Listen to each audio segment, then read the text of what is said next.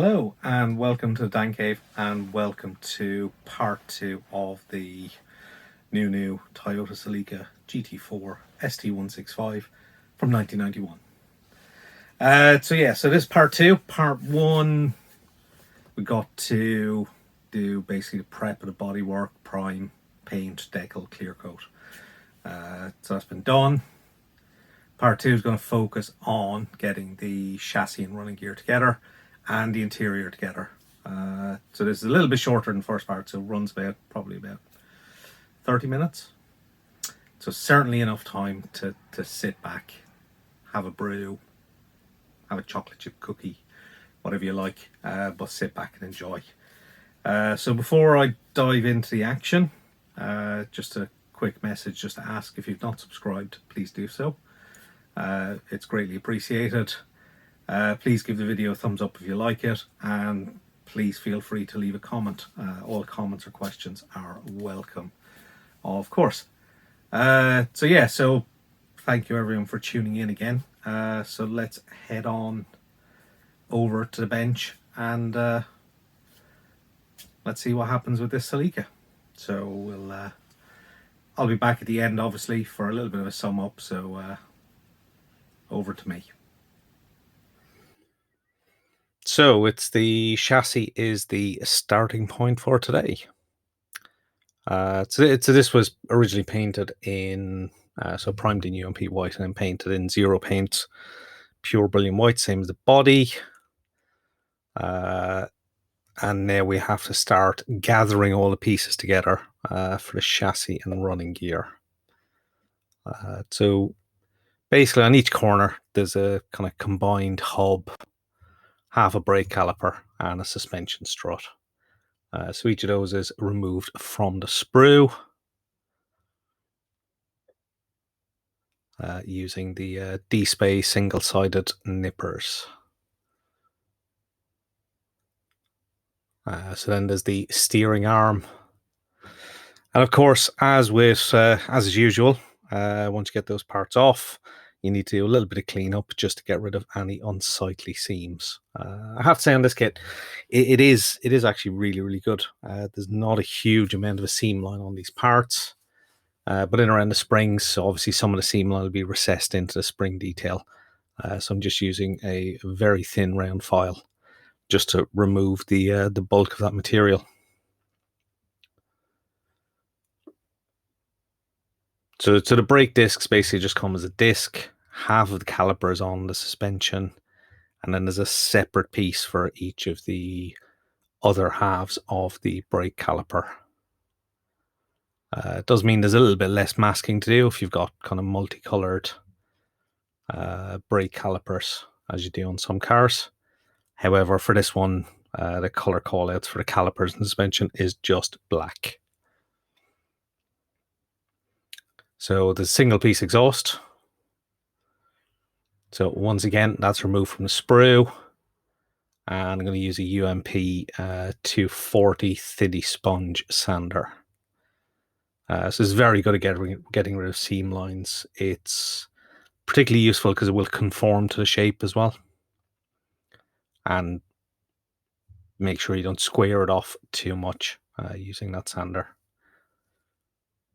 So now I'm just going to use a little battery operated drill just to drill out the end of the exhaust tip a little bit, just to give it a little bit more depth, make it a little bit more hollow, give more of an authentic representation of that exhaust. So rear diff and rear axle all come as one part with a drive shaft. So again, same process, remove it from the sprue and out and clean up the seam lines. So I'm now using a 400 thinny stick, just because the seam line on this was a little bit bigger than on some of the other parts, so just a little bit more aggressive. So all these underside parts are now removed from the sprue. It's all the chassis and running gear. So I'm just going to mount them all on a variety of cocktail sticks, crocodile clips, little bit of double-sided tape as well. Double-sided tape is fantastic for mounting parts. This particular one is a high-tech one that came from Hobbycraft, and basically fits on coffee stirrers absolutely perfectly. And the perfect little place to mount the brake caliper.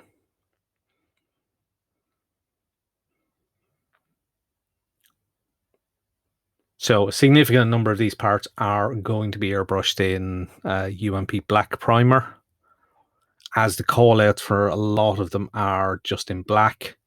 The UMP primer will be the final color, because it's not quite a full matte black. It's got a little bit of a sheen to it, so it's quite good for representing semi-gloss black. So there is a little bit of detail on the underside, so I'm just going to speed it up and show you the masking process for the chassis. So let's play a little bit of music just to get through this bit.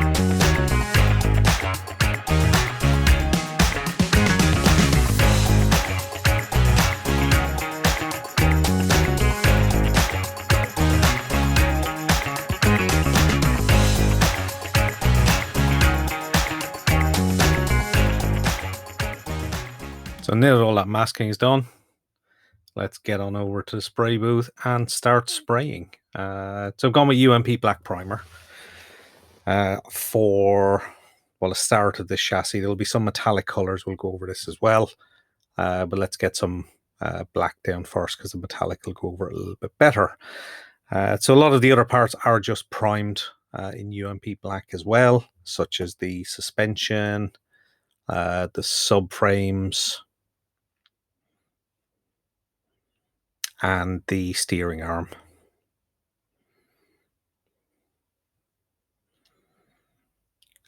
Exhaust also gets primed in UMP black.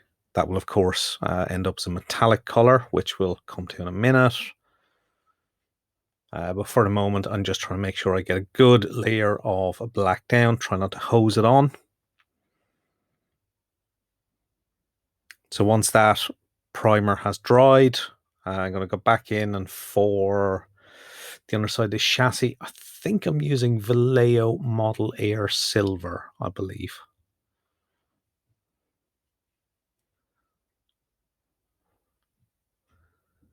So again, it's just a case of building that up. It builds up very, very quickly over UMP black. You could easily brush paint the underside. I mean, ultimately, it's not going to be hugely visible.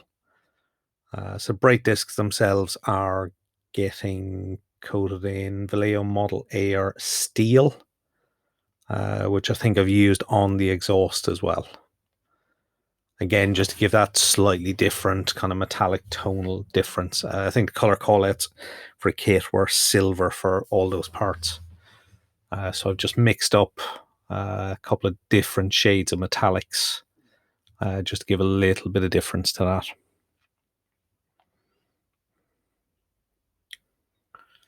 I think I'm now using some steel for the engine part.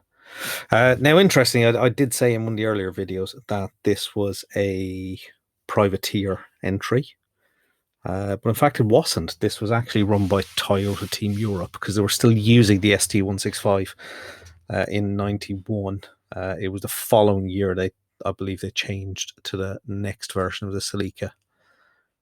So this particular car was run on a selected rounds. What basically is the same car that Carlos Sainz, who had won the World Championship previously, was running the same car this season. However, that's just me making a correction from an earlier video. Let's get back to what I'm doing, which at the moment is removing some masking tape. So it's the usual, 20 minutes, 30 minutes of masking, 2 minutes to remove it. So there is a little bit of overspray in a few places. I wasn't perfect with my masking. So there's a little bit of overspray, some of which can be cleaned up, some of which I'm not bothered about because it's going to be covered up by the skid plate anyway. So now I'm going to start assembling the suspension struts and the brake discs. Now one thing I did notice, the UMP black primer didn't go down particularly well. So this was an old bottle that I had, and I don't think I mixed it very well. I think basically the kind of top part of the bottle was quite thin and it hadn't been mixed properly, so it actually didn't give a very good finish. But I chose not to go back and repaint them because all these parts are barely visible on the final kit unless you look closely. So, how's ever? So there's an individual poly cap for each hub. That will sit inside, a little bit of CA glue, and we can pop the brake disc on. And then, of course, there's the brake caliper outer half, which will sit on the outside. They didn't mate quite perfectly. They probably need a little bit more work to get them to sit a little bit nicer. But as most of this detail is completely hidden by the wheels that are on this car, I wasn't too bothered.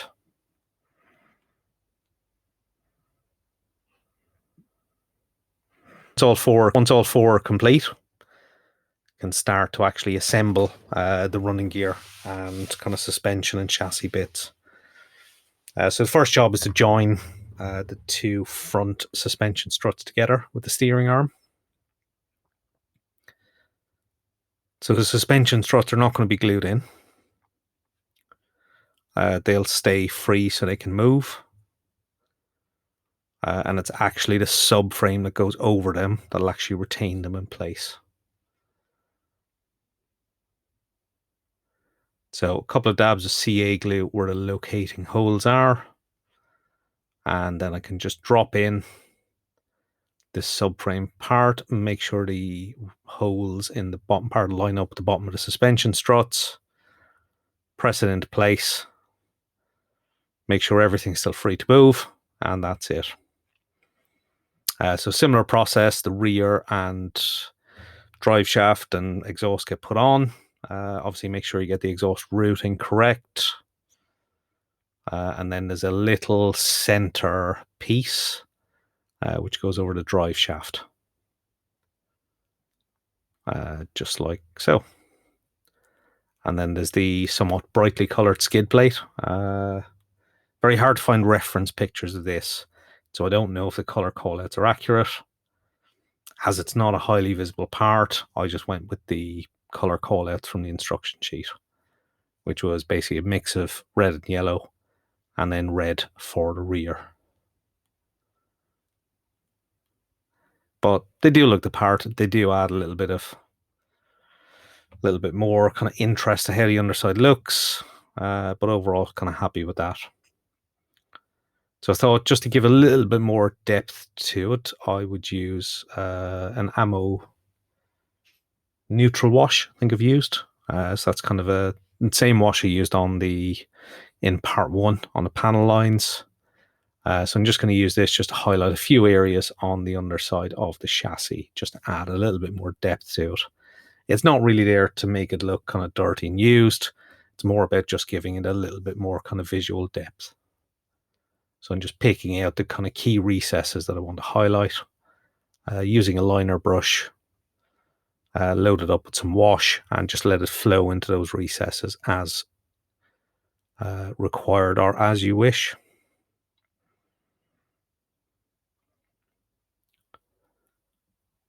So again, there's a few little kind of bolt heads and various recesses and protrusions. So I'm just going to use a little bit of wash on all those parts.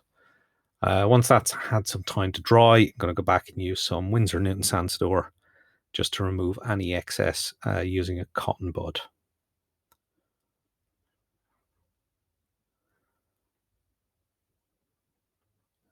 So it doesn't need a huge amount of work to clean it up. You know, as I said before, the underside is not going to be seen. It's not going to be as obvious as other parts of the car, so I'm not too worried. I just want to give it a little bit of extra depth with the wash, but obviously you don't want to leave too much excess. Because at the end of the day, I know I've done it. So that is the chassis complete. With that all complete, it's now time to move on to the interior. So there's a fuel tank on one of the sprues. It's a little bit of a seam line on that, so that gets cleaned up, as you can imagine, using a UMP 400 thinny stick. So then I'm going to go around and remove all the interior parts from the sprues. Things like the dashboard, the seats, gear stick, handbrake, fire extinguishers, basically anything that kind of goes on the interior. There is a radiator as well, which needs to be primed and painted because that will sit behind the front grille on the car. So I'm going to do this as part of the interior step. So once again, just using the D-Spay single-sided nippers. So as with the chassis, the interior tub has been painted in white already. So it's just a case of going back over the instructions, just check all the color callouts for the interior bits. And then I can start the masking process because the door cards are black on this. So there's a little bit of a masking required. So it's just the door cards themselves that are masked, are going to be black. So you just want to mask the outline and then use a few large pieces of tape just to cover up all the white parts to prevent any kind of overspray and bounce back. So they're just going to be sprayed in UMP black primer, which is what's going to be used on basically the dash, the seats. And once that's all nicely masked, you can basically mount everything on a variety of clips and coffee stirrers. So while they're gone off to spray booth, the roll cage can have some of the padding painted black. So I'm just going to brush paint all this because there'll be quite a lot of masking to mask it up, and it's just as quick to brush paint it. So let's play some music and speed up the process.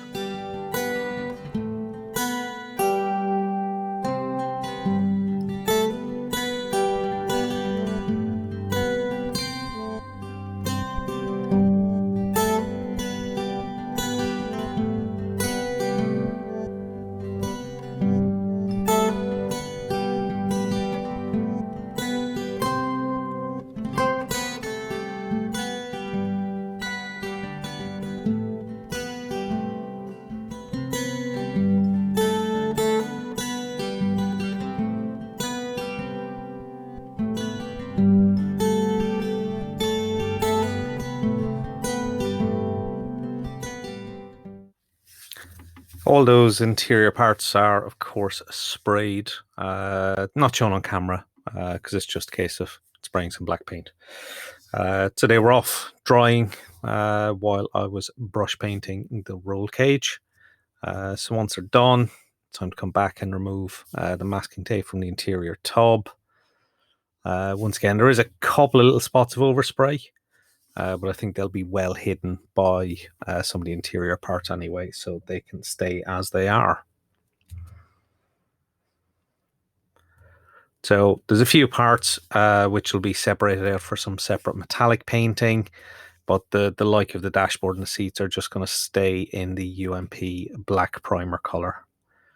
Now I've chosen to go with the decals provided for seat belts, mainly because I have plenty of ribbon, but I have no photo etch buckles for the seats. So I've just decided to use the decals as they come. So on each seat there is a little Recaro decal and the driver and co-driver name. They go on first, and then each of the seatbelt parts will go on as well. So for the decals, I've just put a little bit of water down on the mat and just basically soak the decal straight in front of me like that. But I will use a little bit of UMP strong setting solution just to help bed them in a little bit more. So of course, as a standard, use a cotton bud, wipe up the excess. So with both seats done, there's a few decals for the dash, such as the instruments and controls for a co-driver, etc. So those are same process, a little bit of water down on the cutting mat. Place the decals in, get them in place, and put a little bit of UMP strong down straight on top. So the decals are actually pretty much perfectly sized. They fit in the locations absolutely spot on, so they all go down fine. And just a little bit of UMP strong to bed them a little bit more. So for the pedals, so I'm just using a micro brush with a little bit of Revell Aqua Silver just to paint the foot pedals. Just like so. Very easy just to cover them like that. Micro brushes are great for little jobs like that.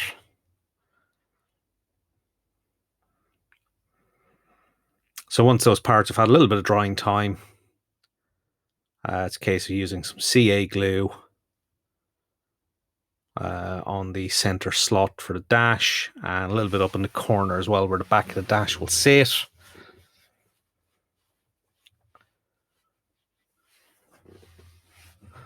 And the dash itself will just slot in like so.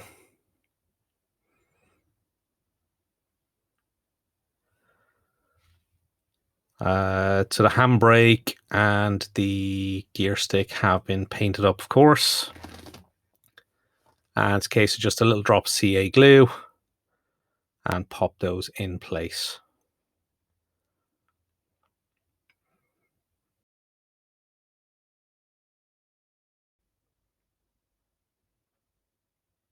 So of course the fuel tank was painted up as well. So primed in UMP black and then given a coat of I think it was a Vallejo Model Air Silver, a couple of dabs of CA glue, and that can just drop in place. Now there's not very positive location for these for the fuel tank, but a little bit of CA on the bottom and it will secure itself fine. Just make sure that the hose attached basically attaches to the sidewall of the tub. So the rear strut brace can go in as well. The top of the suspension as it comes through the strut brace is just brush painted afterwards with a little bit of Revell Aqua. I think I've used semi-gloss black in this case. So just a nice little bit of careful painting. And that's our little job complete. Now there's a pair of fire extinguishers, so they've been painted up in red. There is a decal for each one. So it's the usual process, soak it in water, cotton bud just to remove the excess. And then the handle on the fire extinguisher is just brush painted with some with some Revell Aqua black also. So once that little job is complete and those parts are given a little bit of drying time, it's a case of just using a little bit of CA glue on the locating holes and just pop the parts in place. So it's best to do this before the seats go in, because it gives you a little bit better access, certainly for under the steering wheel. It's a little bit of an awkward angle to get to if the seat is in. but those just pop in like so. And then of course a little bit of CA glue on the bottom of the seat, and that just pops into the locating place provided. And the same for the driver's seat.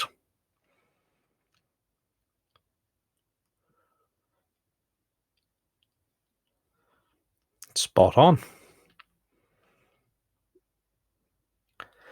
And then basically the final step for the interior tub, that's to get that roll cage in. So it's basically 4 locating holes at the bottom of the chassis. Just trying to line it up. You can get a pair of tweezers in there just to help manipulate it into the locating point. Move it around a little bit.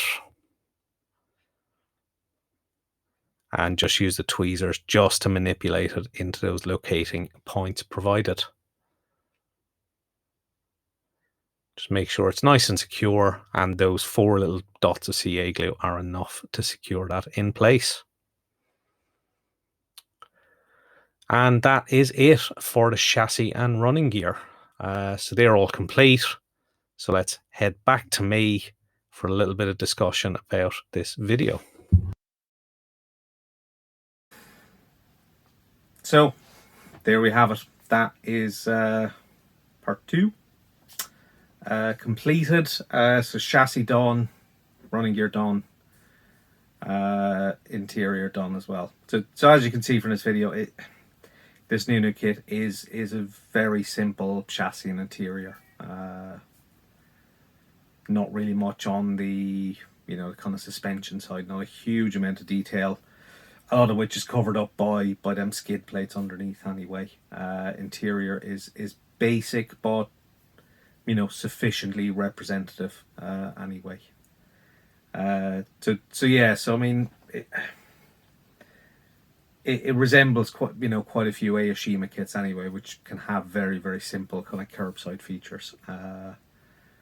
This one is not too much different from that, but nonetheless, quite enjoyable. And I think that balance of not too complicated, you kind of get to the end and see that final product quite quickly, which is why I quite like it. So on that note, of course, basically the model is complete. All the footage is there for part 3. So once I finish with this part, I'll get editing, and hopefully probably in less than a week, part 3 will be out there, and that'll be the video build series completed. So however, I hope you've enjoyed part 2.